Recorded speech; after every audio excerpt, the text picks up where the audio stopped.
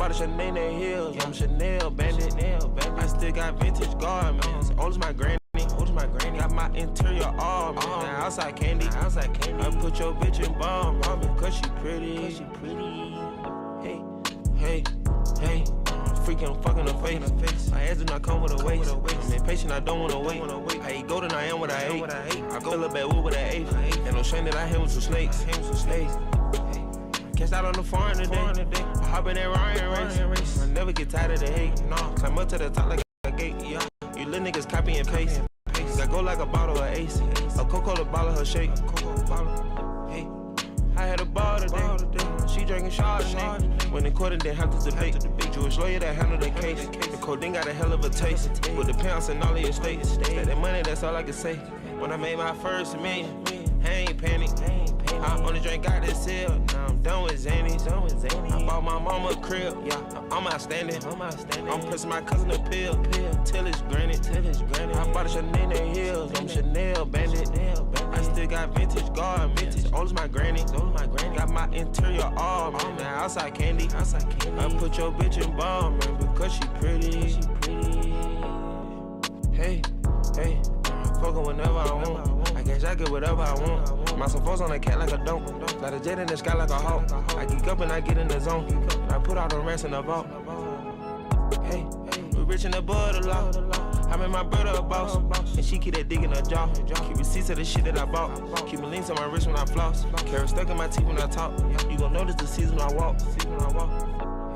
It's a pen, this is not a law. You got the G, that is not a track off. If I put on white, then it's gotta be off. She knows her word, but her body get tall. Sensible turning me on. You wanna know what the cardio cost? Put a Rolex on the arm. When I made my first million, I ain't panic. I only drank out this hill. Now I'm done with Zanny. I bought my mama a crib. Yeah, I'm outstanding. I'm pressing my cousin a pill. Till it's granted. I bought a Chanel heels. I'm Chanel bandit. I still got vintage garments. Old as my granny. Got my interior all, man. Now outside candy. I put your bitch in bomb, man, because she pretty.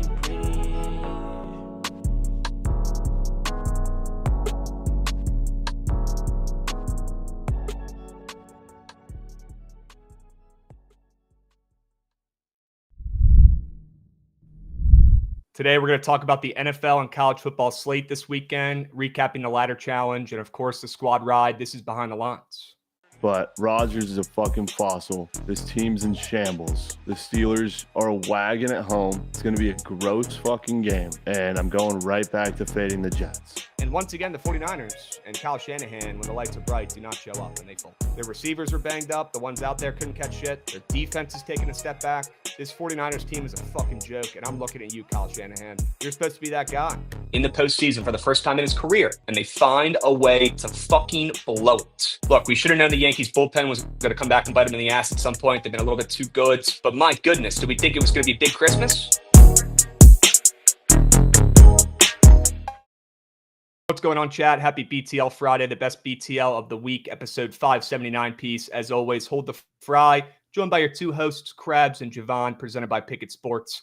If you're not tracking your bets on Bookit, how many times do I have to say it? Start tracking today. Maybe even check out Bookit Pro on your desktop. If you're really into this thing, you're betting every day, maybe give it a peep. Maybe try the free trial out. All right, Bookit Pro Elite. We show that up on BTL every day. Check it out. At least go check out Bookit. Free to download on your phone. Check that puppy out. Start tracking your bets.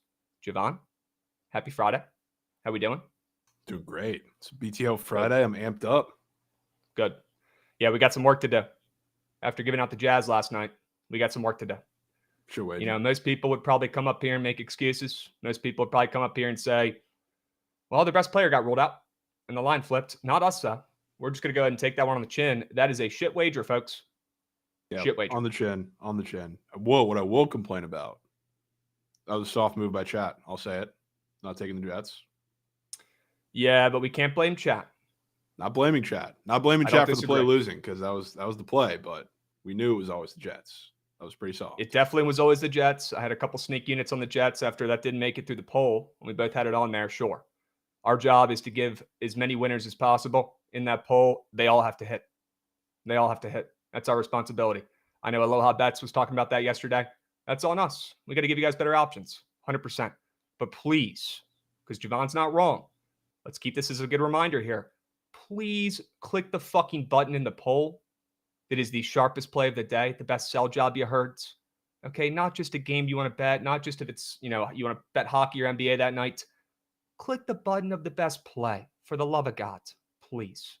Okay, we'll move, we'll groove, we'll give you guys better options for the squad ride today. All right, I'm feeling confident. I like some plays today.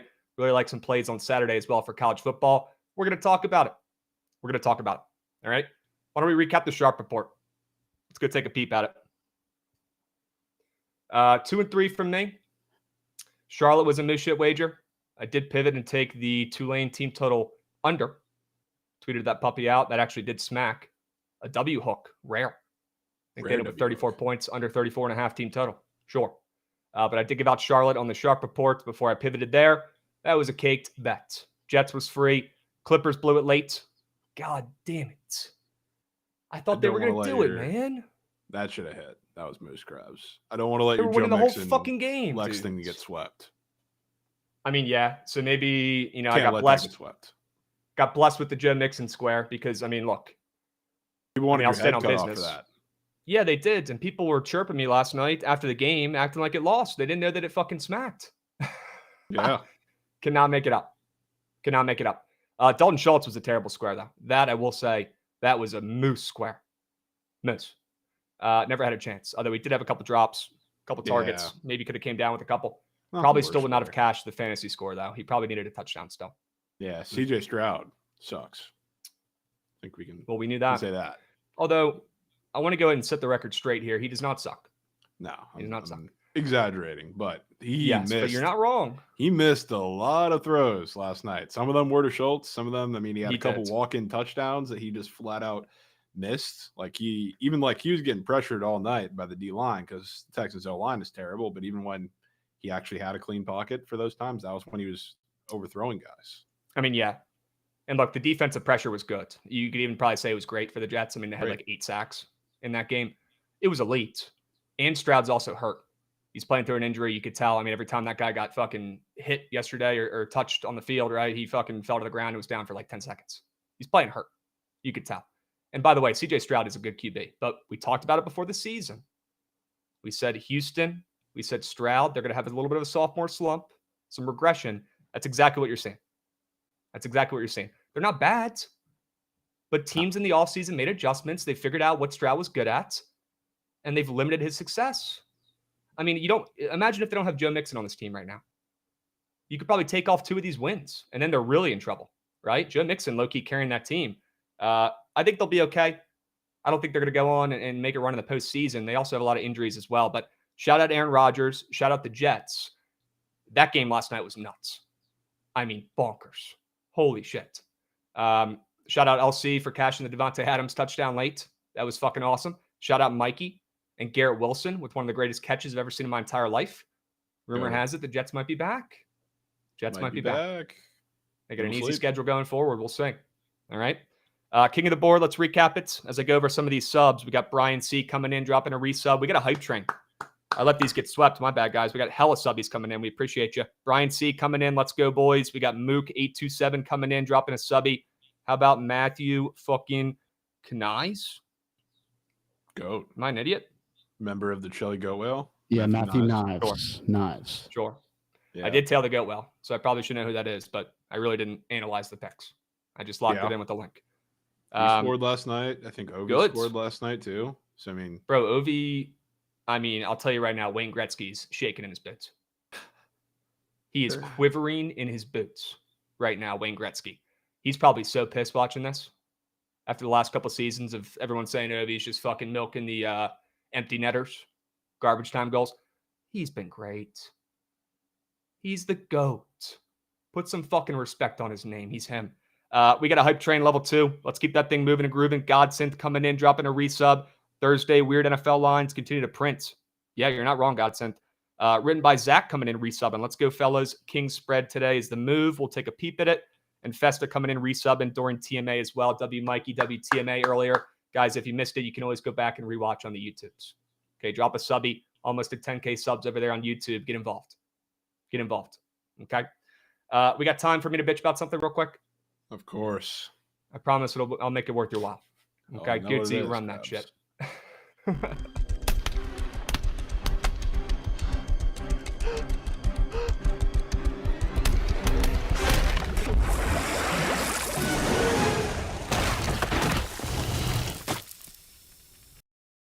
Yeah, this challenge fucking sucks. I'm just going to say it. This challenge sucks. I'm down one day. Tried it once. I can tell you right now, this challenge blows. I don't know how people do it. Honestly, respect to calling our shot for making this his bit and having to lock in and do this every day and deal with losses like that. Because here's the thing. I'm not trying to be disrespectful, but this is how the, slips look, almost every time. Right? You put a bunch of grease pieces in there and then a goat doesn't come through. And next thing you know, he's having maybe his worst game of his career when you take his minus 1,000 alt line to score 15 points. That's just what happens. That's when you fucking put 5 plays in there. You still need 5 things to happen. And although the odds say minus 1,000 next to him, it's still really hard to hit 5 things or predict 5 things to happen. And if this doesn't prove that, I don't know what does. I mean, you can't script Damian Lillard having a game like that. I have never seen him shoot like that. Ever. In my entire life. Worst game of his career, people are calling it. Not me. Other people. Look, some of the other legs, I'm not going to lie. I mean, some of the other legs got sketchy as well. I mean, Luka barely cashed at the end.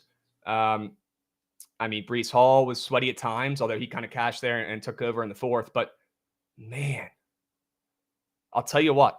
I tried it. They're calling our shot way out of respect. Day one. I'm probably going to have to change this up a little bit when I fire this up for a retry here. I'm going to have to try it a little crabby way. Maybe it's a 2-piece. Maybe it's just 1 play a day, and you move like that. But I'm going to hit the drawing board after BTL today and see if we can fire up another day one. Let's run this shit back. Run this shit back. Damian Lillard, bro, grow the fuck up. Also, the Bucks are atrocious. Bad program. Really bad program out there in Milwaukee. Ja Morant and the Grizzlies, Jovan, they look like you're playing 2K and they turn the sliders all the way down, and they're playing against a team that's absolutely atrocious. CPU all the way down difficulty is what it looked like. Ja Morant was throwing the craziest trick passes I've ever seen, and he also dropped like 35 points, maybe more. Dude's him and Zach Edey. And it's early still this season, but you can tell it's working. It's clicking a little bit. They got something there. They got something. I'm excited to see this Grizzlies team continue to grow and develop. They got some good young pieces I'm very interested in. That's a team I could back down the stretch. Yep. Impressed by the Grizzlies. All right, let's move. Let's groove. We got a lot of shit to get to today. We got Nerfy Chad coming in, giving out a subby to the people. W Chad.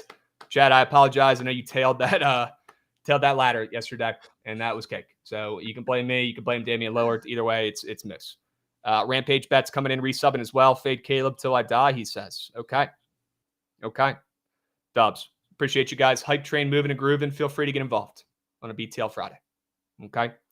He got half his coin back. Sure. W Nerfy chats. Dubs. And if Pega's in chat right now, I just remember that we were supposed to chat earlier. That's on me, Pega. It's been a busy day. Hit me up later. I'll be on the train. I got some time. All right. Gents, let's move. Let's groove. Before we get into the sharp reports, I want to go ahead and give the people a reminder one more time before the weekend. If you haven't joined Trent's team for the PPWC already, can you just do me a favor and just do it right now? Just get it over with. It could not be easier to sign up. All you got to do is put your fucking email in there. You click the link that we're going to drop in the chat right now. You scroll down. You put in your email associated with your Prize Picks accounts. You select your team. And then don't forget to click submit at the very bottom at the end because it looks kind of sketchy. A lot of people forget to hit that button. Hit the fucking button. Join Team Trent. Get involved. Okay, before you forget this weekend. Join the team. All right? Who else do you want to fucking be on? What other team? We do this shit for a living.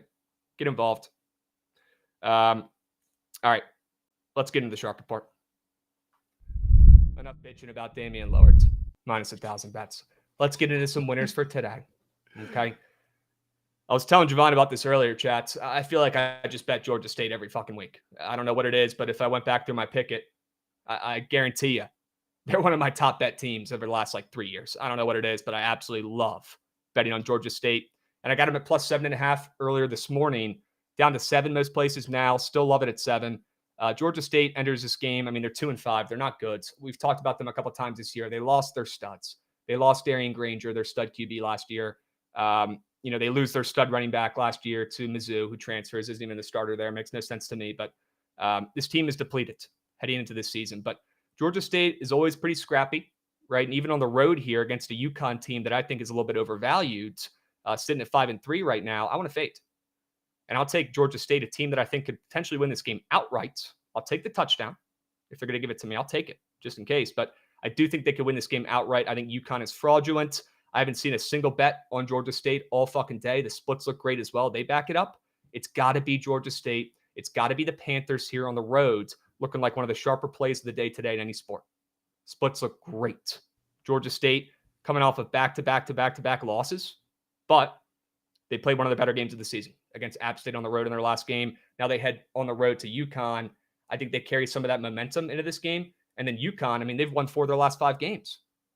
They're low-key on fire on paper, but some of those games weren't impressive. And I look at a loss to fucking Wake Forest, who's one of the worst Power 5 teams in college football. Come on, this team's not good. Fade them at home, back the Panthers. Yeah, I don't have an issue with that at all. Hell yeah. I might with the other play, but wow. Well, that's beat. Yeah. Let's go to your place. Let's talk about it. Let's go to Berg, Okay. Krabs. And there it is. Yep. Let's go to Berg. USF. Yeah, the Bulls should pay out as favorites, right? Yeah. Now, don't forget their favorites with their backup quarterback in, because Byron Brown he hasn't played for a couple weeks. I think he's still technically questionable tonight, but I think he, from everything I hear, is a lot more hurt than they really want to say out loud, which is why we haven't got any updates on him since, I don't know, he really got hurt the first time a couple weeks ago. So it's probably going to be Archie back there, but really starts on the other side of the ball. I will fade Cam Fancher until it's on my gravestone, because that guy is absolutely horrendous. The one thing USF has done pretty well, whether they're playing, I don't know, any higher level quarterback like a Jalen Milroe or like a lower level quarterback that can run, they've done really well at stopping running quarterbacks, and they're going to make Cam Fancher pass in this game. And granted, their secondary is not all that good. It's actually been really, really bad. If that's how FAU is going to have to beat at USF, I will pay to find out that Cam Fancher can be a gunslinger and win a shootout against that team. So I think the defense is going to be better than they've been for the last couple weeks. I think this is the matchup for it. And I think Archie is going to be fine against that defense. I also love the little revenge narrative aspect of it, because USF was really good last year at a point where they're starting to gain a lot of momentum. And then their worst game by far, where they just flat out laid an egg, is when FAU came to their house and beat them 56-14. I would say that was far and away their worst performance of the entire season. So it all kind of fell apart there. I think this is where they get their get back. I think Tom Herman might not be the coach after tonight's game. Wow. Well, I would love to have my coins on a coach with his back's against the wall and provide for his family on the line. Yeah, sign me up. Wrong. Sign me up. Nothing you said is wrong, and that is a really good angle. People do forget. Out of nowhere, FAU smacked UCF last year, 56-14. Smacked them. Crazy game. I'll tell you what. I mean, if they're, I mean, weird, not ideal. But I'll tell you what. I mean, FAU is fucking atrocious. They are bad. I don't care who's playing QB for USF. I mean, the fact that they're plus 2.5 probably tells me that their star QB, I guess you can call him a star. I mean, he's been a star at times in games. He was against Alabama that one time. I guess we can call him a star. Probably tells me he's not going to play. But I'll take a plus 2.5 at home with the worst team, which I still think is a short line, against a bigger name program like USF that people bet every once in a while. Nobody's betting FAU. Nobody wants to take the Owls. That's a moose shit program. Always has been, always will be. I'll take the plus 2.5. Maybe they get one of their only wins in conference this season tonight. We'll see. I like them. So I guess we can just cancel that fucking game out. Shit. Yeah, we'll tip cap to a Berg there. Yep. Let's swing it back to you. What else you got? Play number 2. How about an over on the ice? Sure. About an over on the ice. This might be the nastiest over maybe of all time, people are saying. Because the Islanders, both for purposes of the history of this game and the purposes of the spot that both these teams are coming off of, because if you look at these Islanders-Sabres game, like whenever they play, none of these games sniff the over. They've hit a million unders in a row. That's typically how these games go. Then you have the Islanders, who are coming off of getting shut out by Elvis fucking Merzlikins, which is a disgusting sentence to say in the Big 2-4. Not only did they get shut out by Merzlikins, but they only scored 1 goal against, I don't know who was in goal for the Ducks the game right before that. So back-to-back games where they've gotten flat out embarrassed. The Sabres have been scoring goals, though, even though they're coming off a loss to the Panthers. That's excusable. They ripped off 3 before that, scoring 4+ in every game. So I feel like this game script leads itself a little more to the Sabres, and I think defensively they're going to have some lapses in there that kind of gets the Islanders offense going. I think they shook up the lines a little bit before their last game, but now I think they're really going to have a big time overhaul here, which is good because the Sabres are a team that's not very disciplined in the back end. So I think this is the game where the Islanders offense finally wakes up, and I don't think the Sabres will be too far behind. So this might be most obvious under of all time. That's part of the reason I'm fading it. So this would be wild to see some early goals in this one. Okay. Nasty. Love it. Hope it goes just like the fucking over in DC went last night, even if there's no goals early. That was one of the most electric second periods I've seen, or just electric periods of hockey that I've seen in a while. That might have been the greatest period of all time. That was awesome. Also, the Caps are good. The young guys they've been developing over the last couple of years are good. McMichael's good. Strome is good. They've got guys. And the veterans, I don't know what the fuck they're drinking. I don't know how they're keeping these guys fresh. They're keeping their bodies fucking, young out there. But whatever they're doing, it's fucking working. This Caps team is firing on all cylinders, man. My goodness. They're fun to watch. They're good. They're winning games. Love to see it. Yeah. Love to see it. All right, talk about the Bolts. The Bolts. This is a big game, and I'll start it with this. They did lose, which was, pretty surprising to me at the time, but looking back on it, maybe not so. They lost to this wild team when they played in Tampa, and I believe Fleury was in net.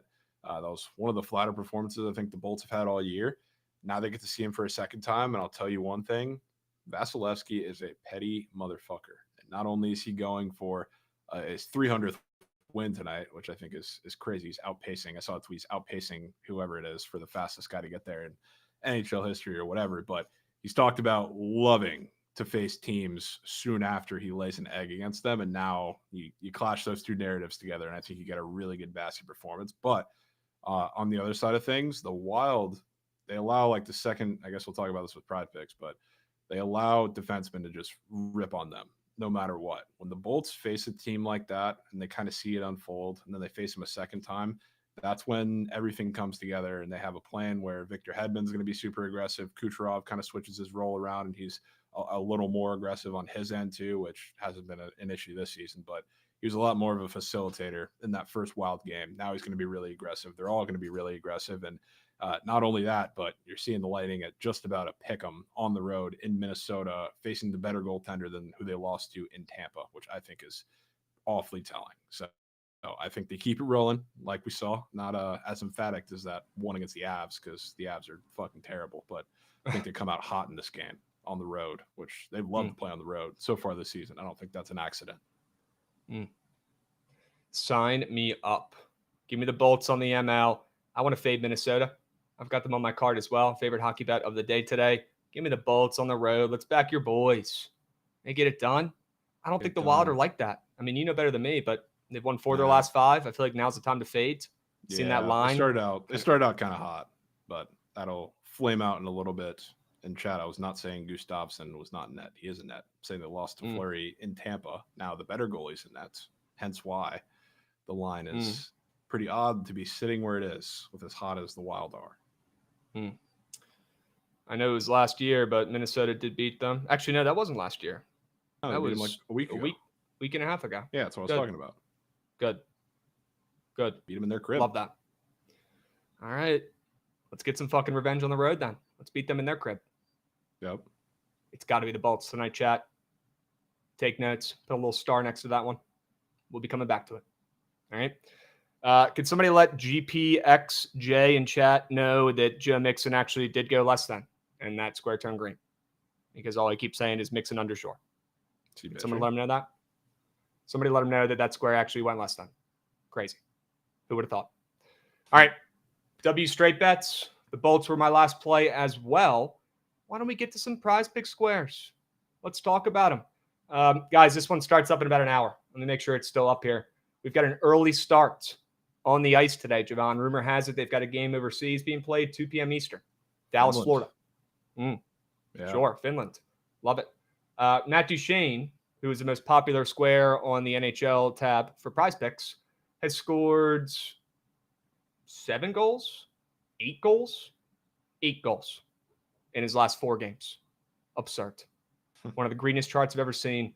This guy has been just carrying the Dallas Stars so far this season. The season bet, Matt Duchene. We're fading him today.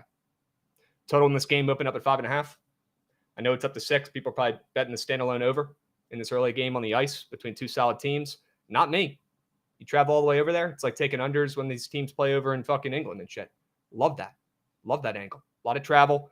Let's fade points. Let's fade goals. And let's fade Matt Duchene, the most popular square up on Prize Picks today for NHL, who's got the most green chart I've ever seen in my life. Less than half a point for Matt Duchene. Disgusting. Yeah, that is absolutely disgusting. Filthy, Krabs. Filthy. Yeah. That is disgusting. Gross. And then Zach Gibson. I'll take my guy, Zach Gibson. His more than rushing yards. Extremely redded out charts. And to be honest with you, dude, UConn's rushing defense has been kind of solid this year. Which is why I thought this square was honestly pretty fucking weird. I know it's not, it's not up at 49.5 yards, or it's not like a Kyron Drones line. He's not like, the most dual threat QB. He's not Darian Granger either, their quarterback from last season, but he can move a little bit. He just hasn't done it of late. And I think, honestly, against UConn in this game, he's probably going to have to use his legs. I don't know if they're going to be able to hand the ball off to their running back and expect success. I really don't. The only way they're going to be able to get yards on the ground might be Zach Gibson scrambling, utilizing his legs, and that's probably why this number is a little bit higher than what he's been doing. Love Georgia State. It's a big game. They've lost 4 games in a row. Let's stop the bleeding. Zach Gibson, if you got to do it yourself, do it yourself. Take over, take command. Let's hit that rushing yards prop. All right? Look, these squares for the QB rushing yards, knock on wood, besides some fucking bullshit, a week or two ago with Drones and Cam Ward, overall, they've been pretty solid, though. Overall, they've been pretty solid. Let's take Zach Gibson. Not asking for a lot. Yeah. Weekday Lamar's. Nothing better weekday than Lamar's. Weekday Yes. Lamar's. I love 100%. 100%. All right, chat. 2 nasty squares. Feel free to get involved. We got Falser coming in, dropping a resub as well. 34 months in the trenches. Let's go, Falser. Sure we can. And yeah, hopefully no sacks in this game. All right. Let's get involved. Jovan, I want to see your Prize Pick squares. Cook them up. Some squares for you. Starting the Lightning game, go back to it. I briefly mentioned it, but the way the Wild defend, they love to just let defenders rip on them and make them be the ones to beat them, which is why they've given up the second most SOGs to defensemen in the league, only behind the Panthers.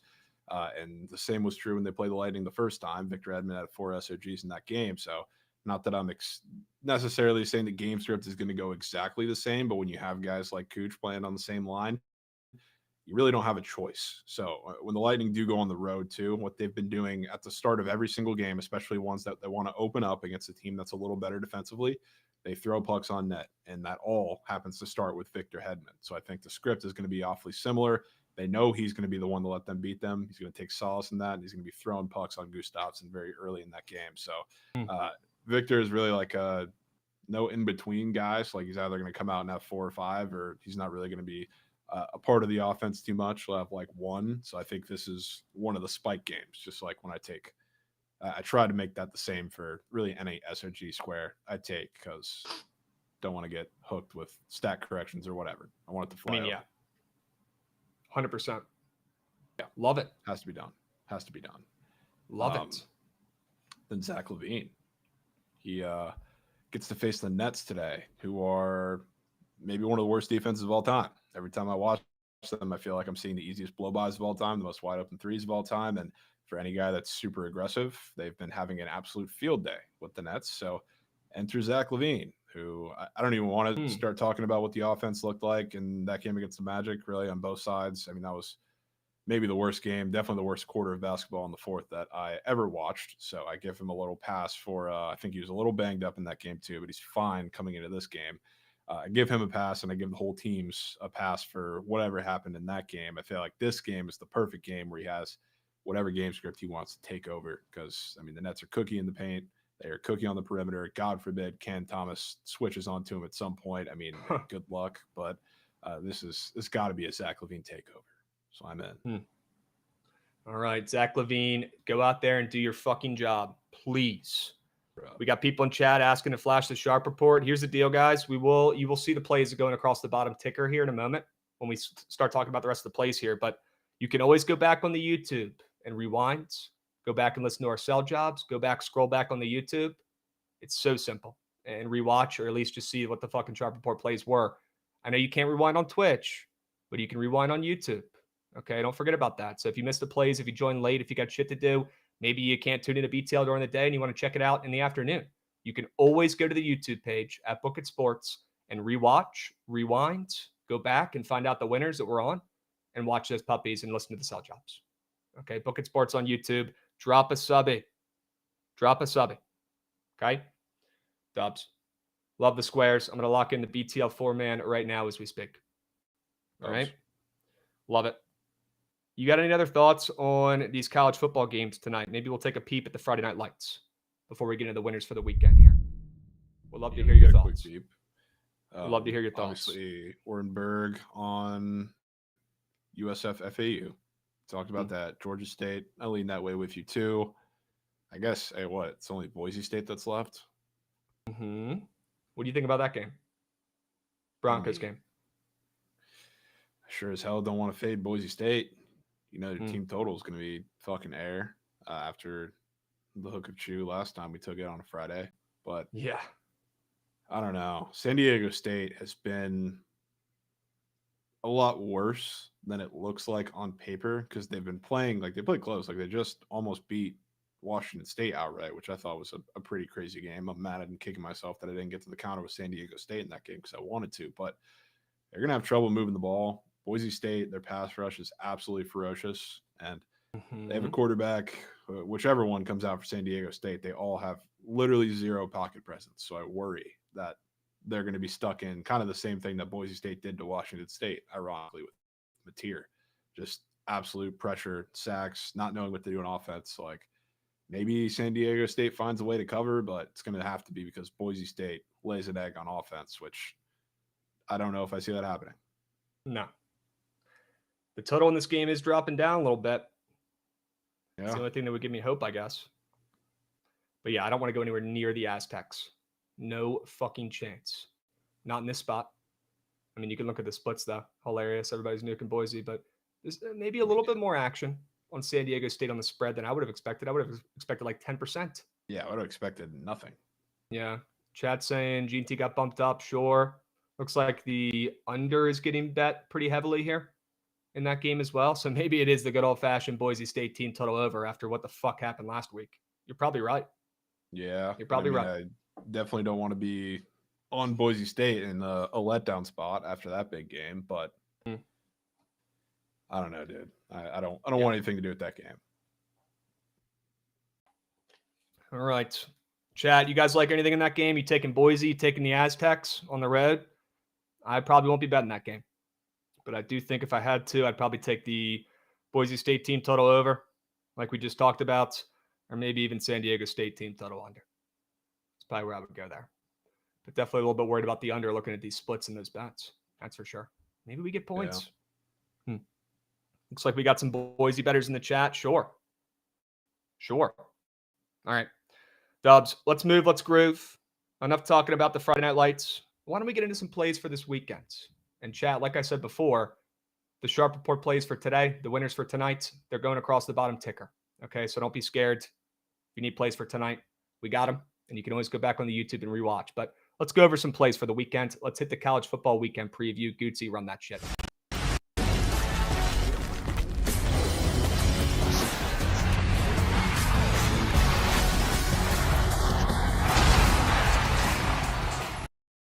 All right, chat. I'll be honest with you. I'm loving the college football slate this weekend. I got plays. I got honorable mentions. We'll try to keep it as tempo and pace as possible here, but I'm stoked to talk about the college football plays and the slate on Saturday. It's absolutely loaded. We're blessed. Okay, why don't we get the snooze fest over with here, Jovan? Get the unders out of the way. Let's get them out of the way and done. I like the under in USC and Washington. Under 55.5 in this game. Look, this is a game between two teams that I really don't like. Washington, I kind of wanted to fade before the season, and they've hung in there. They've had a couple decent wins. They've had some bad losses, though. Both these teams are 4-4. The Trojan season could also have gone a lot differently as well. I saw a graphic yesterday of if every one-score game was the opposite, where would the teams be right now? And by the way, the Hokies would be undefeated in that scenario, and they'd be ranked 3 in the country right now. But that's not the point. The point is the Trojans we're also in a similar scenario where they've been in a lot of one-score games that have been close, and they've blown it. They haven't been clutch. I don't believe in this team that much. The more that I see this offense, the more I don't like it. But their defense, not that they're as good as they were after week 1 or week 2 that people were acting like, but they're definitely better than they were last year. And I'll tell you what, Washington's offense, they don't scare me. Not even at home. Do I lean Washington here at home? Yeah, I do.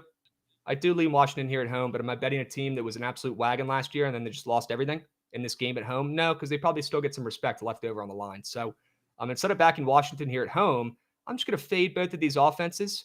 You've got USC coming in off of 3 straight overs. I mean, the totals are just soaring. They're putting up hella points, right? They're coming off a 42 Berg against Rutgers. And if you look at Washington, I mean, they've hit the over in 2 of their last 3 games. All these totals have been in the high 50s recently for these 2 squads. And now we've got a late night game on Saturday. A lot of pressure for both these teams. Big time game. Both are 500s. And the total's only at 55.5. Splits look really good. Twice as much money as there are bets, and there's not many bets on the under in this game. I think this will be a prime time snooze fest. I think both these offenses look like a shell of themselves in this game. A lot of pressure. Lights will be bright. Not a fan of both these QBs right now, to be honest with you. Not a fan. Devil's advocate, because I was thinking about this. What if this was just the game you've had, 4 or 5 straight weeks where both these teams have been playing more defensive for the most part, like Big Ten teams. Now they're back out west. You don't think they're going to sling it? They're a little excited to play some Pac-12 style offense. I feel like the total would be higher if that was the case, to be honest. I mean, we're seeing totals just soaring involving the Trojans that are in the high 50s. And now they're playing Washington on the roads, a team that's also been smacking overs recently. And I know their defense is better than their offense this year, the Huskies, for sure. And they'll be at home in this game. But I'm going to lean into a primetime under here. I like taking overs in the early slate, try to sneak a couple in there. And then the late night games typically like to take the unders. That's fair. Still, I respect Washington's defense, but I see his comment in chat saying Washington has a great defense. That's an insane comment. Yeah, I wouldn't say great, but good. You have 40 to Iowa. I'd say good. Yeah. It's not terrible. Why is Ohio State, Penn State off the boards?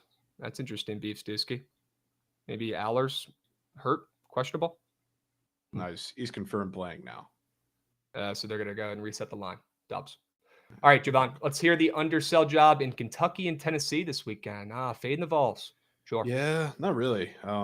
I mean, I like their defense. And Kentucky, I wouldn't say they've been playing to overs, but I feel like their defense is not nearly as good as a lot of people give it credit for. And I'm saying that as a person who's watched their last couple games. And truthfully, Auburn could have probably put up 40 if they didn't shoot themselves in the foot early in that first half. And they eventually got their shit together and put up like 24 unanswered in that game. But I think Tennessee's defense absolutely shuts down Kentucky in this game. It looks like it's going to be Brock Vandagriff again. I know there are questions about that, whether he was going to start or be replaced. It looks like he's going to be the guy to go this weekend. I don't know if that offense scores, I'll be honest, against Tennessee. I think their D-line gives Kentucky fits, and Brock is going to have to throw over the top. The only way like any teams have been able to beat Tennessee's defense is on the ground. If you have like a really good ground attack or just straight thrown over the top, which Kentucky can do. To be honest, neither of those things. Like, I think this is going to be a pretty similar game to what we saw last week against Auburn, where Kentucky struggles to score. And then Tennessee, another thing, like you beat Kentucky, like in big shots through the air, just like DJ Lagway did in that game. Guess you can't complete a deep ball to save his fucking life. Nico. Because he's not good. So I will continue fading. And this is my way of fading, even though I do think Kentucky pretty comfortably wins this game. Don't think it's going to be with their offense. I think it's with their defense. Well, I am more than down to back and under in this game. I thought this total was a little low. 45.5 involving Tennessee. I know their offense hasn't impressed much of late, but come on now. It was kind of team was scoring like no other early on the season. Not that they're going to put it that much higher, but I do find it funny. Last time Kentucky, I believe, was on the road. I don't know where that Auburn game was. Let me double check before I say that. But regardless, the one game that I still can't get out of my head for Kentucky is for Kentucky. Yes. Okay. So then, yeah, last time they're on the road, they got 48 points alone to DJ Lagway and Graham Mertz for a little bit. Then he got hurt. Then RB1 for Florida got hurt. So like you're DJ Lagway in his first start in the Swamp. Yeah. No, I love this play. I think this is sharp. Total's that low for a reason. Let's fade Nico, fade Tennessee's offense, lean into Kentucky's defense in this game on the road. Bounce back road performance. Lock in. Dubs. Yeah. All right. 2 nasty unders. See how it plays out. Chat, let's talk about some more fun wagers here. Let's go to some overs. Some Mikey overs, in fact, to be specific here. I like points in UNC and Florida State. Look, on paper, Florida State probably looks like a really sharp play here. They're 1-7, but I mean, how many times are we going to do it with this team? And to be completely honest with you, how UNC season's going, I'm not in the business of fading them right now. I backed them again last week. I've bet them a ton this season. I mean, they have created new ways to not cover games. UNC has overall this season, but they finally broke the seal last week and just absolutely destroyed UVA. And that one felt good. It really did, watching that UVA team crumble. Florida State, on the other hand, they're coming off a cover against Miami.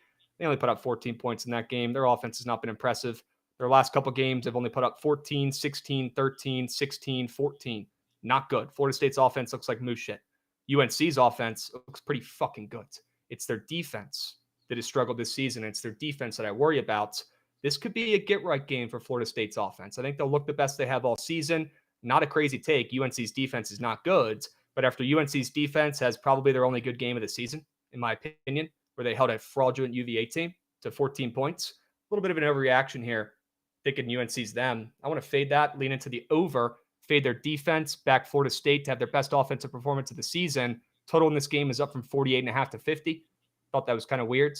And to be honest with you, looking at UNC's offense, they're probably going to roll as well against Florida State. Give the ball to Hampton 100 times, and you will score points. Plain and simple. Yeah, pretty simple. And I will say, like, I was watching that game for a little bit because I was interested because Cam Ward looked fucking terrible in that game, that FSU game last week. But they brought in the other quarterback, Cromanhook, or however you say his name, FSU did. He's kind of dicing for a little bit. Mm-hmm. He made a couple of throws. He was Lamar too, which I was shocked when I looked up and saw that on the screen. So, like, obviously, like, he threw for like 60 yards. Like, he came in for a half maybe. But I was watching it and I was like, huh.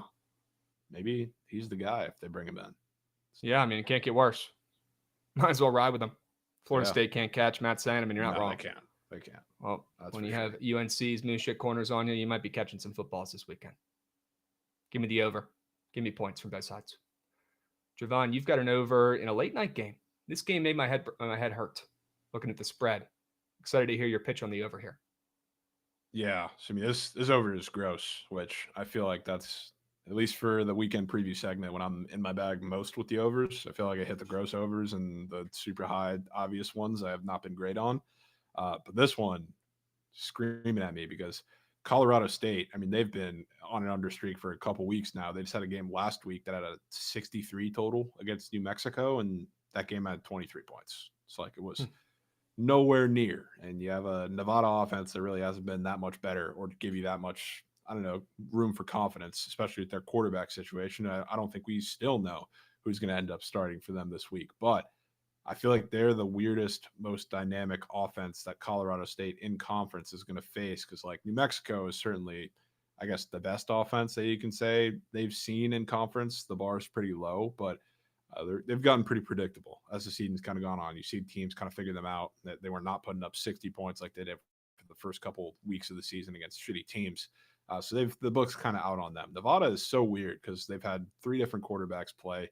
The run game super inconsistent. Like they have stretches where they look actually good in the pass game, but I feel like Colorado State, this is such a unique time for them to finally get scored on. Because again, like they've given up 6 points against New Mexico, 13 against Air Force, 24 against San Jose State. So like these are the last 3 weeks in conference. So like their defense has actually been pretty solid. I think Nevada's the team that kind of cracks through, especially early. And with their running quarterback, especially because even though New Mexico scored 6 points, Devon Dampier was actually really good on the ground for some points of that game.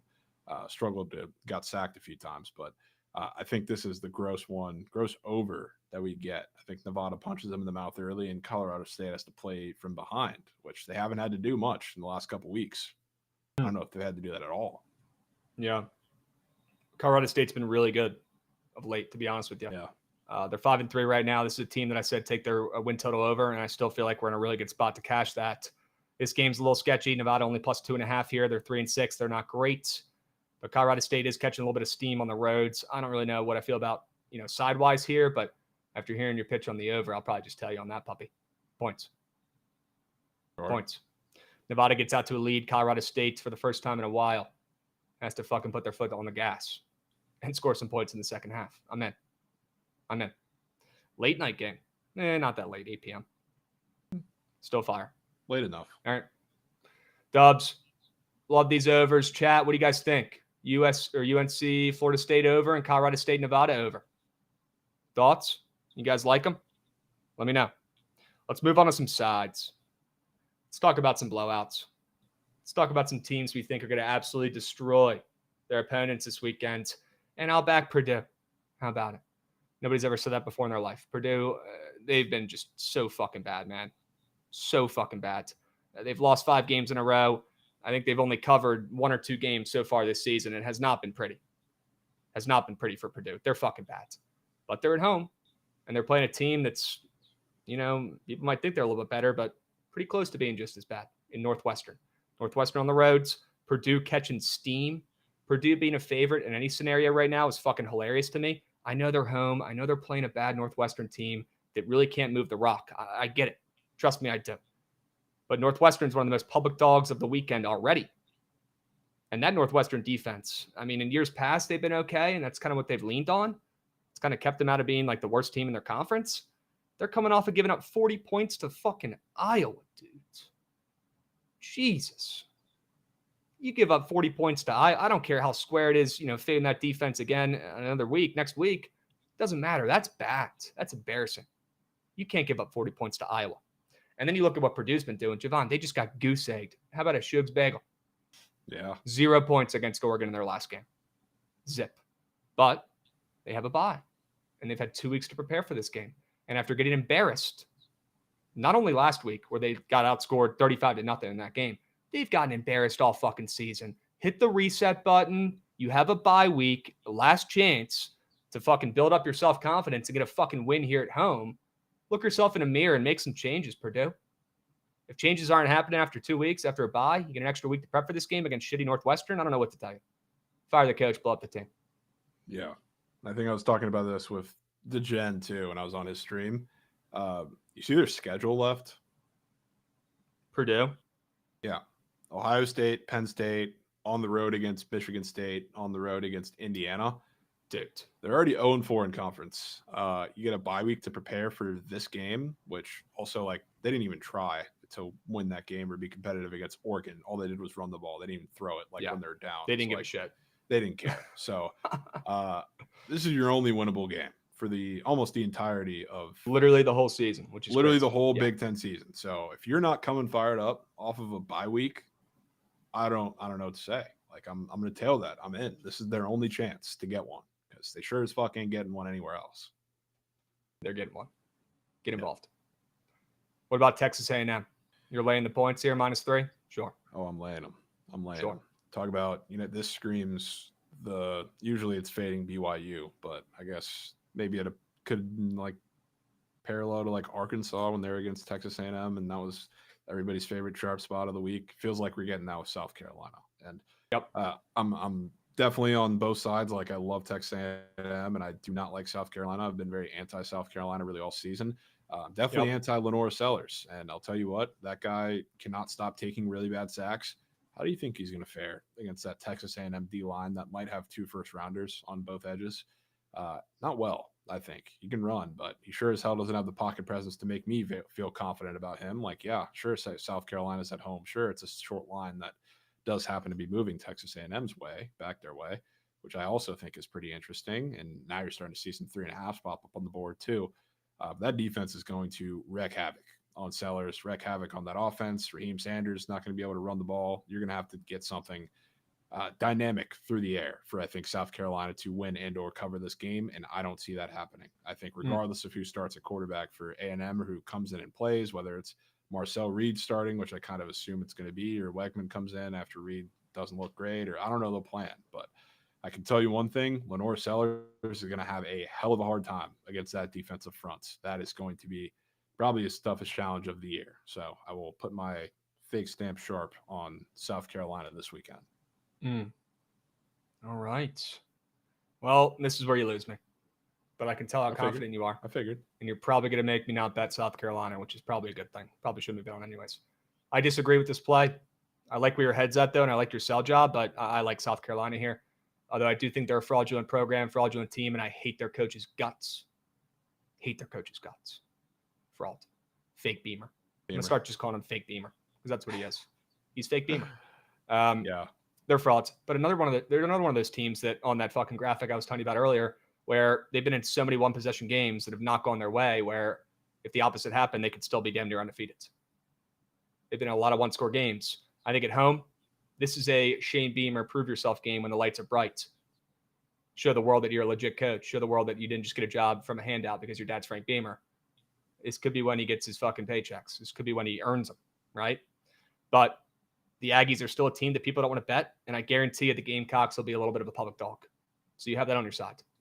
Yeah, wouldn't be shocked. Already pretty popular, Krabs. Say that. Yeah. It probably won't be public by the splits, but that's going to be a very popular Twitter play. You got 3.5 now. You're getting the hook at home with a team coming off a bye week against that pretty popular underdog team that everybody loves to take. I will be fading. All right. Good luck out there. I'm probably not going to bet the Cocks, so I'll be rooting for you. Fair. Okay. Let's keep moving and grooving. We got to pick up the tempo and pace a smidge here so we can spend plenty of time on NFLs. But let's talk about our favorite dogs. What dogs are going to be barking this upcoming weekend in college football? And I'm going to go to the service academies. Wow. Out of respect. Not taking Navy. Bless their hearts. They are sketching me out. They're only laying 11 against Rice. I'm sure you have thoughts on that. How about the other games involving the service academies? How about Air Force versus Army? Two rivals going at it head-to-head. Look, Army's had their number recently. They've won 3 of the last 4, but before that, Air Force actually owned Army. Now, it's been different times recently for Army. I mean, their team clearly the best military academy, in my opinion, by just a team on the field, although Navy's, relatively close. The gap between Navy and Army is way closer than, obviously, Air Force and those other 2 squads. But you look at what's going on with these 2 teams. You got Air Force, who legitimately has not covered a game all season. Air Force is 0-7 against the spread. Bless their hearts. I mean, that's just insane. That's it's hard to do. Not to mention, they also haven't really won any games either. They're 1-6. This team is fucking moose. And Army's good. Look at what Army's been doing. This Army team, not only are they ranked, they're undefeated. They've covered 6 of their 7 games this season. Absurd. So you've got Air Force, can't buy a win, can't buy a cover, looks terrible. Army at home, laying 3 touchdowns. They've covered almost every game but 1. They've won every game this season. They look like an absolute fucking wagon. They're ranked 21. This is the exact spot, a very rare spot, where you might see a service academy get a little fat happy complacent. Doesn't happen a lot. These don't grow on trees. We got to take advantage of this opportunity, chat. You got a hungry Air Force team. They could be 0-100. They could not have a single yard or touchdown all season. And when they come into this game against Army, it doesn't matter. It's 0-0. Both teams are 0-0. Plain and simple. These fucking teams, man, they go at it. These games are always weirdly close. That spread is absurd. It's a complete overreaction. And in my opinion, it's just wrong. Whoever set that line doesn't understand how these games go. And it's going to be a 10-point game. Not even a 20-point game. Take the points with Air Force. This is one of those plays, though, chat. You take the best odds. You don't worry about getting that plus 21.5. I wouldn't. This game will be a 10-point game. It'll be close. It'll be nasty. Total's low for a reason. Air Force keeps this one within 2 touchdowns. Just wait. Sure. I could Just be wait. on that. Look at you putting your frogs up there. Rare. Look how far we've Super come. rare. Super rare. I don't know if I've had him or had them on here all season for anything. Maybe ever. Definitely Maybe ever. a first. Yeah, we definitely had him on here last week, or last year. But I don't know if I've had him on here for anything, even like a total or anything, other than maybe once. I don't know if that was Trent or me, but I'm taking him this week on the road at Baylor. Wow. Another, I guess, on first glance, like glaringly sharp-ish looking line. But TCU, they did have the miracle comeback against Texas Tech last week, and I think that's one that they desperately needed. They got the win against Utah, which is huge. I think that gave a confidence boost, and now that they're starting to roll and look better again on offense, even though Hoover had his fair share of dog shit throws in the first half against Texas Tech, I like the direction they're heading. I think I mentioned it yesterday, and we were looking at look ahead lines too.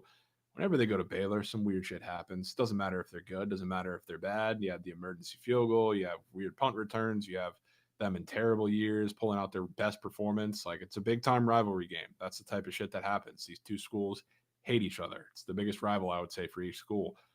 So I think this game is going to get very, very weird. I think TCU gets one on the road, and honestly, like, the one thing that I do like that I actually heard prior to the bye week is they're really looking forward to going on the road the rest of the season. And what did they do? The defense showed up against Utah. Granted, really shit offense there, but the run defense stood up, which was very surprising to me. It stood up the last 2 weeks against two really good running backs, and that's how Baylor is going to beat you, truthfully, because Sawyer Robertson can sling the ball, but they want to run the rock with Richard Reese or any of those running backs that they have back there. So if the run defense is able to be better like it's been the last 2 weeks, and I think it's going to, it's going to be a back and forth game. I think TCU wins. I do too. I'll take the points with you. I'll be telling that shit. Sign me up. TCU, getting a field goal. Shit, we might need it. Take it. Yeah, Give me the Frogs. Give me the Frogs. Late night against Baylor, their rival. Talk about two teams that hate each other's guts, like you said. Sure. You know, we joke about that all the time, but yes, this is obviously a rivalry. 100%. Yeah. I'm in. You know the rivalry stemmed, right? No, would love to hear a quick breakdown though. No, because Baylor burned down the TCU campus. They're Okay. they're originally like in the same vicinity of each other, Wow. like near Waco-ish, and now they moved to Fort Worth after that happened. So it's got some deep-rooted hatred. How'd they get away with that one? They just, I guess, could never really technically prove it was Baylor, but everybody knows. They just run around with fucking gasoline cans and light that puppy up. I don't know the fuck? logistics of it, but that's Okay. the origin story. Okay. Huh. Interesting. These teams hate each other, folks. I know we say that all the time or joke about that all the time, but they actually might. You're burning down schools? Come on. Yeah. This one means more for the Frogs. All right, let's keep rolling here. We got Baller 22 coming in, resubbing. Let's make some money this weekend, boys. Yes, sir. Let's make some fucking money this weekend. Why not us? W Subby, we appreciate you. Thank you to everybody in chat who's dropped subbies. A lot of subbies today. A lot of subbies. KD was 6-1 last week on NFL. Was that just picking the winners though? That wasn't even like spreads. It was just picking fucking winners. It is just picking the winners. Yeah, like he took Ravens ML this week. That's like what, minus 400. So yeah, like give me a break. Dude. But shout out to yep, sure. All right, Jovan, W upset plays here. Can we get to the meat on tapes? Can we get to them? Guys, I know I said Louisville is dead, right? I talked about that 2 weeks ago when we faded them. Well, they're alive again. They're reborn. They're rejuvenated. And I think they're going to be the first team this season that's played a competitive football game with Clemson. I can already tell Jovan hates this play. I'm going to keep going now. Louisville plus 10.5 on the road. Look, steam's not in their favor. They moved from plus 9 to plus 10.5. Beat Nuke and Clemson. I don't blame them. Clemson's a fucking wagon. They've destroyed every team in their path so far this season, except for Georgia, obviously. We said this was going to happen. We called this to a fucking T. We have the script for Clemson. And I'm not saying Louisville's winning this game outright. You know what? They're probably fucking not. But Louisville has been atrocious of late. Sure, they've won 2 of their last 3 games, but they haven't covered in over a month and a half. This Louisville team. Completely overrated, overvalued by the books. I'll tell you right now, though, this is too many damn points. This will be the first game where Clemson actually has to play a close one and they feel something. And it's actually competitive for once. I wouldn't want to have a Clemson ticket in my pocket this weekend. I think Louisville shows up. I think that total moving up damn near 10 points from that opening line is a great sign for Louisville as well. Points. Move the fucking rock. They're probably not going to win or cover this game if it goes under. Let Shaw fucking cook. I'm all over Louisville this weekend. Favorite play in college football. Wow. I was very close to putting Clemson on here for the blowout segment. Damn. So now I'll probably stay off out of respect, but I'm a little worried I'm a little worried, Krabs. I just feel like that line is odd, no? It's huge. It's a lot of points. After Miami on the road got down to 3.5. It's a lot of points. They haven't covered in a month and a half, though. Yeah. It's also, what really worries me is that I think we talked about, or maybe this wasn't with you, but Clemson, last time like the world saw them on a big stage, they got their shit pumped by Georgia. Yeah. And like they've just been kind of flying under the radar ever since, beating teams that they should beat by margins they should be beating them by. Feels like this is the first time that the eyes are going to be all back on them. And style points do matter. So that's my concern. But I wouldn't be shocked to see Louisville in this game. Not asking for the world. Just asking to keep it within 10. I think they do. Fair. I think they do. Well, Got a weird hunch. It's not my favorite play, but I know my play is also not your favorite play. So we can shake hands on that one. I like this Florida play, though. Oh, I thought you didn't like Florida. No, I do. I've come around to Florida. Okay. I like this Florida play. I'll tell you what could get into you now, which, hand up full transparency, I do have, not to flaunt CLV, but just tell you what I have in the pocket. I do have plus 16.5 locked in from coin toss, but damn, it's weird that it's down to plus 14.5 because you know what happened in between those 2 days, Krabs, or 3 days? The best player for Florida got ruled out. Trey Wilson, not playing. And the line goes down 2 points, which I think is really, really interesting. So not just betting it for that purpose. Obviously, I was betting it before, but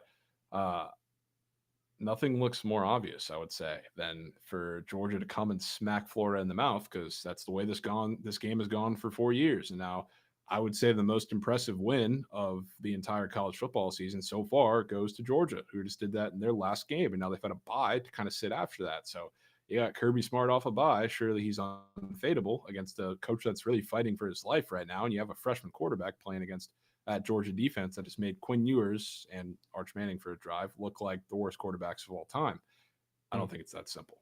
I don't think it's that simple at all. And I think that's why this line is continuing to move down towards Florida.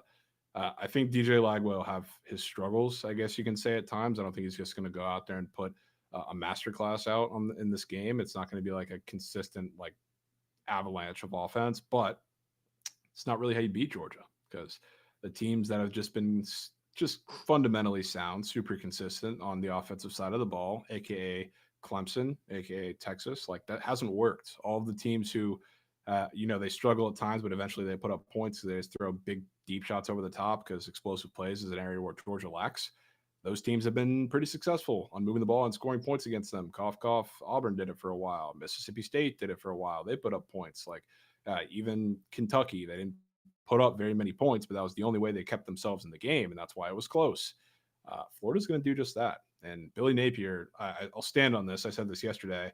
I don't think this is the game they went outright, obviously, but the team is better than you think. I think they're going to a bowl, and that means they have to beat a ranked team in the process. I think that's probably going to be LSU, but I think they're going to be competitive in some of these games the next 4 weeks. I think the stretch is where they're playing a gauntlet of opponents, a lot more competitive than you think. And I think that starts right here. This would be the first game since 2020, since COVID year, that Florida has not lost this game by 20 plus points. If this spread holds true, I think they keep it within 2 touchdowns. All right. It's got to be the Gators. I prefer the over in the game, but I like Florida as a side. Definitely not playing Georgia after they're starting to heat up again. People are starting to hop back on the Georgia bandwagon. I think that's when you fade. And if you're standing on business, you're putting meat on tape for Florida, sign me up.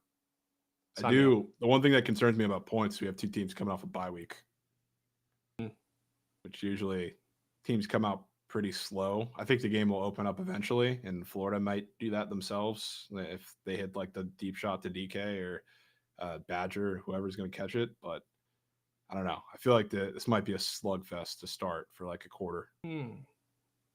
Points. 2 words, chat. Points.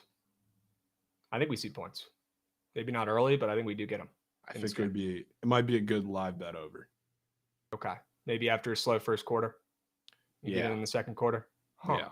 Especially because I know Florida's, I think throughout the game, they're going to kind of play with a fuck you type of attitude. And that's how Napier's going to coach, because what the hell do you have to lose, especially in this game? Yeah. But you do have a freshman quarterback playing against, one of, if not the best defenses in the country, at least for the top teams up there. So, like, maybe he's not going to throw him out into the fire first, like, couple drives of the game. But he will eventually. All right. Well, you were extremely confident in the Gators, and you've been pretty, knock on wood, spot on with Florida so far this year. Let's smack another one. Plus 14.5. That spread coming down that far is crazy. That's crazy. Yep. Wild. Rito, how we doing? Good to see you. Chad, hope you guys are having a good Friday so far. Don't work too hard today. All right, we got a big night tonight. All right, we have to power through these Prize Pick squares, the most tempo and pace of all time, so we can get to NFL here because we got Surge Stream after this. Let's power through the Prize Pick squares for college football. Mine won't take long.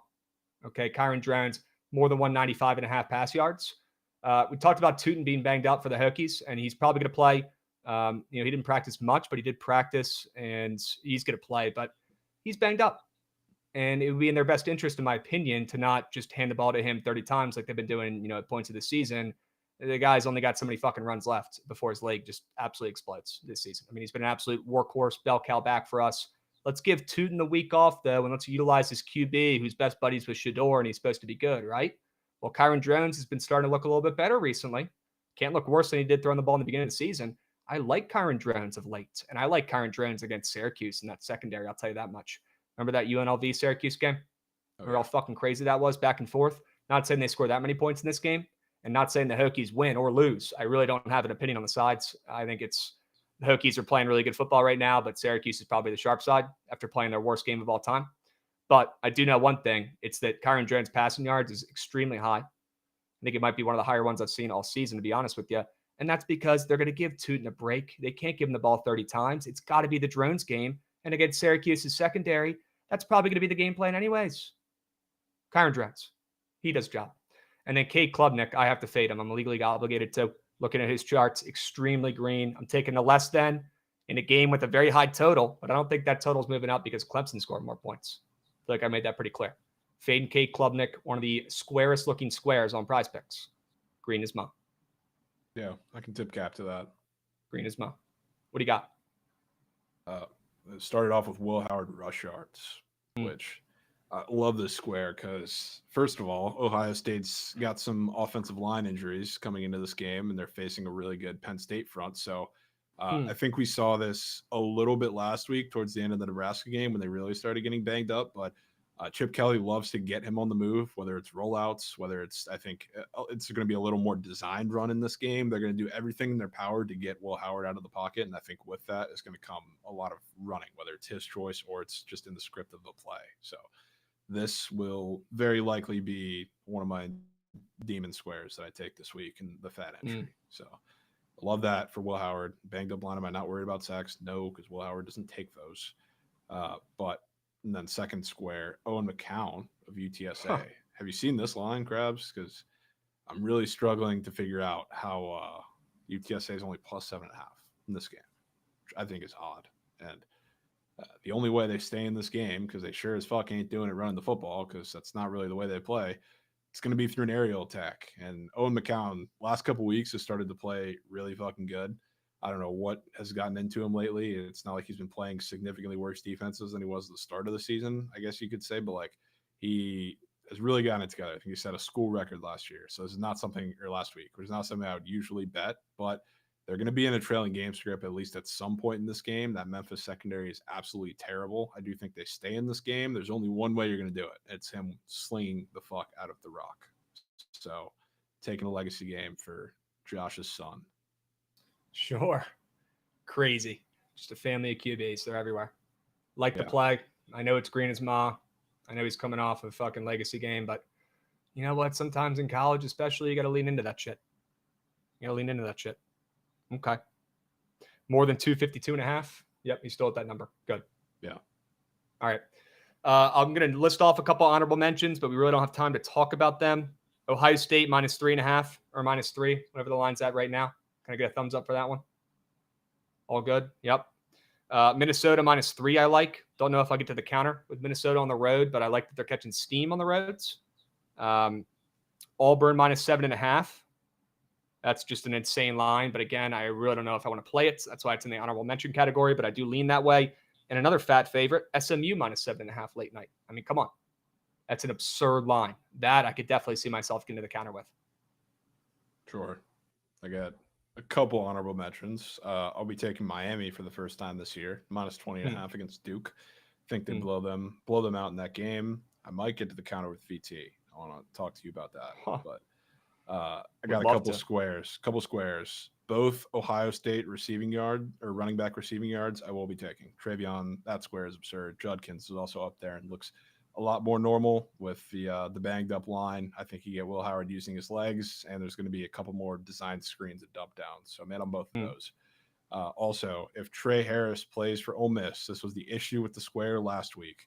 I'm taking Henry Parrish receiving yards. I'm probably going to do it anyway, again, which I find it odd. He did have like a catch called back that would have got it, but he wasn't getting looks because they're playing super shallow on the line because Trey Harris wasn't able to stretch the field because he wasn't playing. If he does play, they're going to have to respect him a little more for the Ole Miss there. But it's also weird that Parrish has the same square up a yard higher, and there's a demon option after he hasn't sniffed it still past a handful of weeks. I think that's for a reason.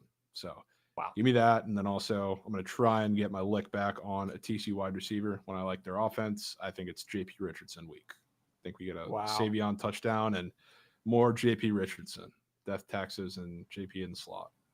Sure. All right. W honorable mentions. Love getting some squares involved in there as well. Hey Fates is asking in chat, Indiana or Michigan State, can I get a play on this game? I'll be boots on grounds. I'm done fading Indiana personally, so this is probably when you want to hop in and go ahead and take Michigan State plus 7.5. Yeah, I don't want to fade Indiana. I'm good. Not doing it, but I lean out of honorable mention. I'll probably take 2 Minnesota or Michigan State wide receivers in that game, or pass catchers. Wow. Your boy Jack Felling and Nick Marsh. Yep. Sneakily him. Okay. All right, let's move. Let's groove. We have to absolutely power through this NFL segment. Okay. Legitimate tempo and pace here. Gootsy, run that damn transition, will you?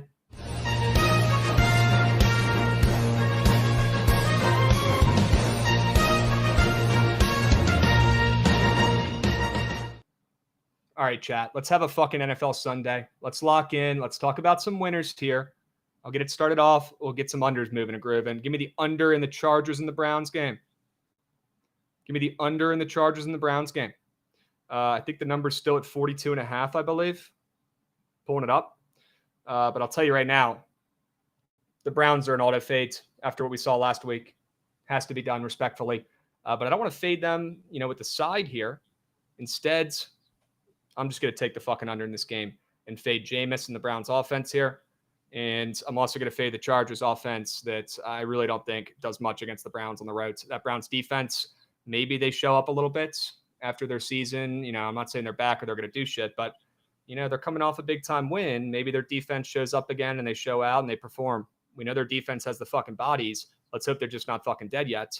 I'll fade both offenses and take this under when the total's extremely low. Especially after the Browns are coming off a 29-24 win against the Ravens. Sorry, Goats. I want to fade both of these teams. Chargers, I just don't like their offense at all one bit, and I think they try to run the ball a ton this game. Milk that clock. And on that, I like this Broncos-Ravens under. I think the consensus is the Ravens are surely going to bounce back and dominate the Broncos by 50. I don't think that's going to be the case. I love the one time where I love backing Sean Payton is when he's on the road and this big underdog that nobody really thinks he has a chance. I think they're going to have a chance, and I think it's going to be with their defense. It's not an accident that the only games the Ravens have lost have been when Derrick Henry doesn't have 150 rushing yards. That's just the style of it. So now he gets a pretty tough matchup. He can still get his against the Broncos, but I think it's going to be tough sledding. So make Lamar make the plays when that happens. Games are close. I think that game's going to be weird. Okay. Maybe that Broncos defense is legit. We're about to find out. Under in Denver, Baltimore. Under in Chargers, Browns. W's. Let's move on to some more exciting plays here. Let's talk about some overs. And yeah, I kind of copied you here, but I'll take the team total over for Seattle. Almost got to the counter just back in Seattle, but I really don't want to. They might just be fucking bad, to be honest with you. But tell you what won't look bad is their offense this week against the Rams. Total in this game's up from 46.5 to 48, hence why you're on the full game over. Love it. But I do think Seattle is a team that has an advantage here at home with their backs against the wall. Losers of 4 of their last 5. The Prize Pick squares make it seem like Geno's better have his best game of the season, and I'm a Geno hater. I'm a Geno fader. So if I'm saying that, it's probably a pretty good look because I'm not forcing this shit. I let this come to me, and it's got to be the Seattle Seahawks, who I think win this game and cover. They're +1 after a couple bad weeks. Got to fade the Rams as well, coming off of that legacy win and performance on prime time in their last game, right? They're starting to get healthy. Kind of why I wanted to take the over for just Seattle here and maybe isolate them only. And I don't want to really back the Rams offense to do good after what they did last week. So that's kind of why I took the team total there. But I do like the full game over as well and would love to hear your play. Yeah, I love points, and I love the points you made about the Seahawks specifically. I do think they're going to bounce back, especially now that they kind of laid an egg at home against the Bills last week, and also another short spread type game where Geno looked terrible. I mean, they got ran all over, so I think they bounce back and have some solace to save after that week. But I'm leaning maybe a little bit more into the Rams as short favorites on the road in this one. I think it's not really an accident that they're starting to get healthy and on the run now, because kind of said this before last week, and I didn't end up betting the Rams, obviously, but I did have the gut feeling that now that we're all talking about these fake trade accusations or whatever, Cooper Kupp might be gone, Stafford might be gone, wherever that rumor came from, the Rams are going to win that big game. Then they're going to start to get hot. Now the division looks incredibly wide open, and then outspawns the Rams at the top. So they're playing a defense that I think is getting pretty worn down, both by injuries and people having the book on them. So I think it's a pretty big performance for them too. Love that. Points. Lots of them. Love that over. All right, let's keep moving and grooving here. Let's hit the sides. Let's talk about a blowout that we like. And I'm going to bet the the Titans, not the fucking Texans. Texans suck. I'm back to the Titans here. Laying 3.5. Should the Titans be laying 3.5 to anybody? Well, if they were going to, it's probably the Patriots, who might not have their starting QB here in this game. And the Pats are coming off an outright win when they were +7 dogs against the Jets, a team that they just own. That win doesn't even count, in my opinion. Fraudulent. Titans have lost their last 3 games in a row and then not covered, not even anywhere near close. I mean, they got destroyed 14-52. You know, I like backing teams after they just got blown out. I'm going to back the Titans here up to -3.5. Crazy they're up to that number after they just got destroyed by the Lions in that last game. And I want to fade the Pats coming off that big win. I'll take the Titans. Sure. I can respect that. I'm taking your commies in the first half, though. In the first half. Okay. Well, that's something might get weird in this game, and it typically does when the Giants are involved and you're playing in MetLife. But Commanders, I mean, not only the first game, like they didn't score a touchdown the entirety of the game against the Giants and somehow won, but they also didn't score a touchdown in the first half last week against the Bears, which a little of that I would like to give credit to the Bears, but it was also just, I don't know, they made life tough on Jaden Daniels. I feel like he could have made some plays too that he left on the table, but I feel like this first half, to start this game going on the road at MetLife, you got to come out swinging. And I think that's exactly what they do. I think the Giants can climb back into it late. I wouldn't be surprised because you know better than anybody how these Giants games typically go. But I feel like we got a fast start out of the Commanders this week. I think they punched the Giants in the mouth early. Definitely helps that you might get some Giants banged up bodies. I don't know if Tracy is going to be out of concussion protocol. If they have Devin single yard per carry in there, even better, because then that kind of stalls the offense. But give me a fast start from Jaden. I like that the total's up in this game. I think that's a great sign for you there. But I'll tell you what, Devin Singletary had a field day against us. I think in week 2 or 3, I forget, but I was at that game. He absolutely tore us up. Our rush defense, kind of sketchy at times. I don't know. This game is weird. Giants should probably be more than +4.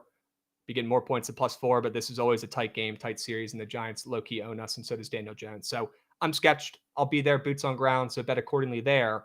But I'm happy to see you on the Commanders. Dubs. Yeah, only first half. Only first half. I don't love the play. But every time I say I don't love the Commanders, they win by 40. So maybe that's a good thing. Could be. Dubs. Let's go to some underdog talk. Let's talk about some dogs that are barking this weekend in the NFL. And I've got the Cowboys +3. I mean, this might be my favorite play of the weekend. I'll be honest with you. And I think this will be a shootout. This game's going to soar over. And I like, prize pick squares in this game on both sides. I think you can make some points. Back at some points in a fun game here that probably does, it's probably a square over in this game. But I like the Cowboys more as a side. I think they win the game outright on the roads. But I'll take the +3 here. People are starting to talk a lot of shit about the Cowboys, more than normal. it's getting ugly. It's getting bad. And now they're in third place in their division. Falcons have won 4 of their last 5. I think they're a little fraudulent. I'll back the Cowboys on the road. This is a more important game for them than the Falcons at this point. I think they catch the Falcons sleeping. Yeah. Could be down about that. No way you're backing Jameis again. I am backing Jameis again. Wow. Seems like, truthfully, I don't even know if I'm backing Jameis by doing this because I don't like to back Jameis continually. It's more of a Browns backing bet because this seems to be, I don't know, the obvious flip-flop spot of the week. I've seen a lot of Chargers, I guess, early, and it makes sense because no chance you get 2 big games from Jameis, leading that Browns team in a row. I think that's the case. I think Jameis does fine, but I especially think the Browns defense locks in this game, especially because I think you're on the wrong trajectory right now if you're the Chargers, which they should have done this from the start. I don't know why they're so run heavy to begin and wouldn't let Herbert run the ball. I know they want to establish that identity, but they overdid it a little bit, I think, to start the season. Now they're starting to open up and let Herbert throw the ball, all leading into a matchup against the Browns on the road, which I think is quite the opposite of the situation you want to be in. So I think the Browns defense has, one of their better games of the season, one of their better performances of the season, because truthfully, I mean, they were good, but not great at times in that Ravens game. Lamar really just missed some throws, and, Bateman missed a catch off his face mask. But now I think they lock in. Good for your under, but I think they get a win. All right. Back in Jameis again, hoping for some more magic. And you know what? Screw it. At this point, you probably will see some. Let's fucking go, Jameis. People forget who's the OC is out there, too. Goots' boy, Greg Roman. Going to see the Browns again. Yeah, probably the worst offense coordinator ever existed. Yeah. All right, let's keep the tempo and pace crispy. Let's get to the meat on tape plays. Chad, I'm sorry. I got to do it. The Browns stole my coins last week, and lots of them. That's for sure. And they never, ever beat the Bills.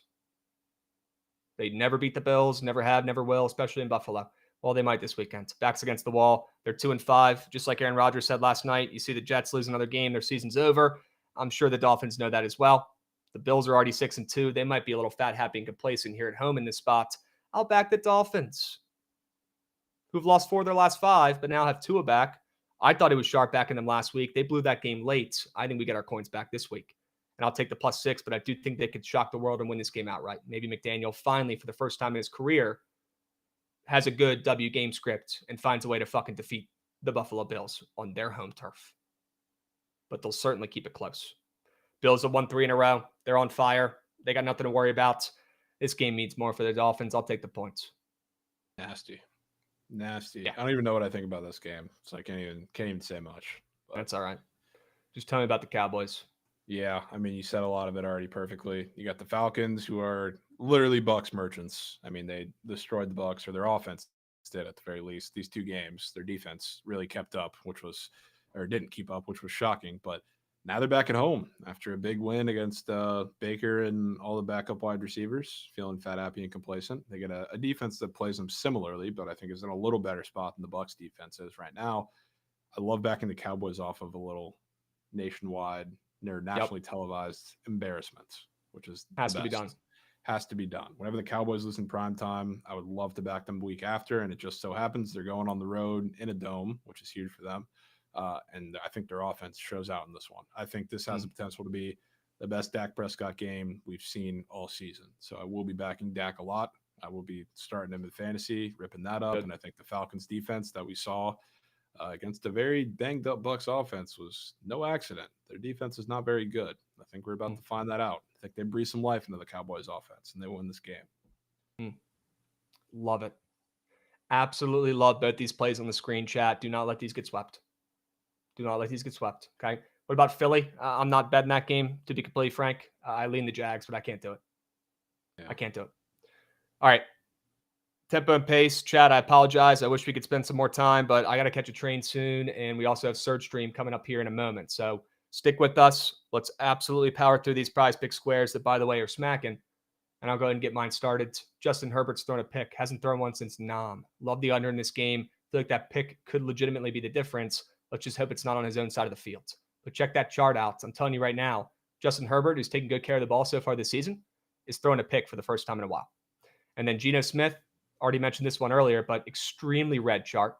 Extremely red. I'll take Geno Smith more than 1.5 passing touchdowns when I have his less than in my fucking goat whale. I don't care. That's how you know I like Seattle this weekend. I fucking hate Geno Smith. Put Sam Howell in, but not this week. Geno gets right. He's dope. Yeah. The only time I believe he threw 2 touchdown passes was when he was also on the weekend preview on my side. So maybe it's good luck. We got him on here. He goes off. And Chad, I'm going to the Commanders game this weekend, but I got some corp duties with the friends up there in the city for tonight for Halloween's. Okay. And yeah, Krabs in the interception squares. It is an unhealthy relationship, but I didn't hear no bell. Let's go to Jovan's. Let's see what he's crafting up for NFL Sunday. Ooh, Javonte Williams. Yeah. Javonte Williams going to get in his bag. I feel like even though the Ravens defense have been questionable at times, they're going to get pressure on Bo Nix. Bo Nix certainly uses his legs quite a bit, but he's been pretty prone to a couple of the dump downs, whether it's been with Javonte Williams, whether it's been with McLaughlin. You like to target tight ends against the Ravens, but I really don't feel comfortable going to the grave with any of the tight ends that are on the Broncos roster. So I feel like this is where it leaves you. If you're talking about short options for Bo Nix to have in this game, which I think he's going to need to employ, give me Javonte Williams to be the guy. And then Evan Ingram kind of speaks for itself. There's no Christian Kirk. If you want, I won't go back and find the tweaks. We don't have time for that, but check out some of the numbers he had without Christian Kirk last year, because he was a monster, a target haul. Like, he caught everything. He got everything his way. Now it even helps his case. Yes, they have Brian Thomas, who I don't know what his status is going to be like this season. We'll find out at game time. But the only underneath option, the only guy who takes any underneath target share for the Jags is Evan Ingram. It's like he's, first of all, playing a team that's dog shit against tight ends, which is a huge plus. But they played soft off coverage, great for tight ends. They play, their secondary's overall just been terrible. Their linebackers can't cover to save their lives. Evan Ingram is going to get targeted a shit ton in this game. There's a reason why I needed the fantasy score last week, because the touchdown, I think, had to be a part of the fold. But with this one, I don't think we need the touchdown. So I'm just keeping it simple with the yards. He's going to get fed. Run it back. Love the play. And in a game that I think could be another square over, Jags maybe keeping it close, Eagles not playing a lick of defense, love it. Absolutely love it. Awesome. Honorable mentions. I don't got shit for NFLs. Loved college football slate way more. Love the college football slate. NFL, not loving it too much this weekend, but really like the Cowboys. And I know you do too. Yeah. Really like the Cowboys. Gotta find my Cowboy squares, man. I don't really know what I want to take. So much out there. I might just take You got some options. Just take Dak fantasy score, bro. Yeah. All right. Well, chat, we'd love to stick around and talk a little bit more, but unfortunately, do have to wrap this up. Before we get to the squad ride here and send you off to the Surge stream, all right, get ready for some winners for Trent. Give him some good sell jobs. 2 things. Watch the coin toss tonight. Watch the coin toss while you're sitting on your couch, relaxing, getting ready for the weekend. Watch the coin toss. Throw that shit on your TV. W episode. Check that puppy out on the Bookit Sports YouTube. And do me a favor and check out the college basketball pod that we released as well. We'll drop the links for both those puppies in the chat. But you guys know where to find them, the Bookit Sports YouTube. Get involved. Jovan, you ready for a little squad ride craft sesh? Let's get after it. Gootsy, run that shit. I want to see that train.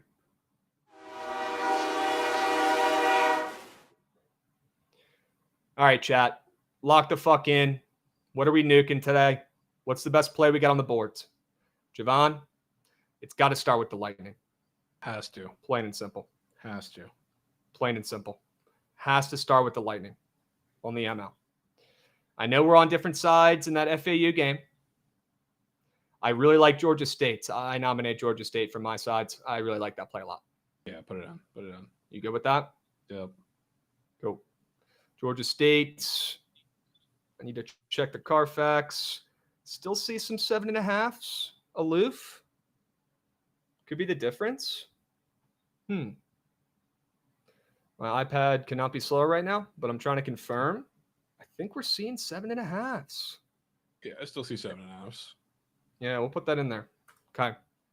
What else do you want to put in here, Jovan? Really, only other option that's not Berg would be, I forget, whatever your third plays the Lightning. Yeah, it'd be your over on the ice. Yeah, it'd be the over in the Isles game, which I love too. Let's throw that shit in there. Islanders, Sabres, over 5.5. I think we keep it quality over quantity today. Let's start out the month right with the W. 3 plays, 3 winners. Yep. W's. Chat, 3 plays, 3 winners. Get involved. Click the right button. We got the Lightning ML, Georgia State plus 7.5, and the Islanders, Sabres over 5.5. 3 plays, 3 winners. Hurry up. Go, go, go. Click the right button. Let's start out the month on the right track here, chat. Please get involved. We got 3 winners for you. Click the right button. Click the button of the best sell job you heard today. Plain and simple. All right. Click the button of the play that it might not make the most sense if it hits, but in the back of your head, you're like, that's nasty. It might not make sense, but I know it's hitting. And I trust it. That's the fucking play. The Warriors of the day. That's the fucking play. All right. Get involved, chat. 3 plays, 3 winners. Lightning ML, Georgia State plus 7.5, and the Islanders, Sabres over 5.5. 3 plays, 3 winners. Chat, do me a favor. Check out the coin toss. They're absolutely killing it with that show. Getting you guys the locks, the winners for the Saturday slate for college football. Check it out. Rumor has it they were talking about the Hokies game. I'll be watching that on the train on my way up to New York this weekend. I'll be watching it. I'm going to watch it in a couple hours here, in an hour. Yeah. I'm excited for it. And check out the college basketball pod, chat. Do not let that get swept. We've got CBB on Monday. So close. Get involved. All right, check out that pod. Spotify, Apple Music, YouTube. If you want to watch the video, drop a like and let me know in the chat who's winning the national championship this year in college basketball. Let me know in the YouTube chat. Might have just seen Okay. all the signs we need. Krabs, fat lightning strike right in my view, in my window. That's all I need to see. That could be the difference. It's moving needle. Look at the poll. They believe as well. Could be moving need. It's looking like it's going to be the Bolts ML. Wow. Let's see if they can finish the job. Chat, get involved. 3 plays, 3 winners. Who's it going to be? And it's the Bolts on the ML Jovan squad. We both had it on the Shark Report. Fucking love that play. Chat, we'll meet you guys on the ice. WBTL Friday today. Let's fucking hit some bets tonight. Let's have an absolute weekend. Okay, you know we'll have the meat sheets out for you guys, so stay posted, stay tapped. Let's have a great weekend. Let's have a great night. Appreciate you guys. Stick around for the Surge stream. Pitch Trent a winner. And we'll catch you guys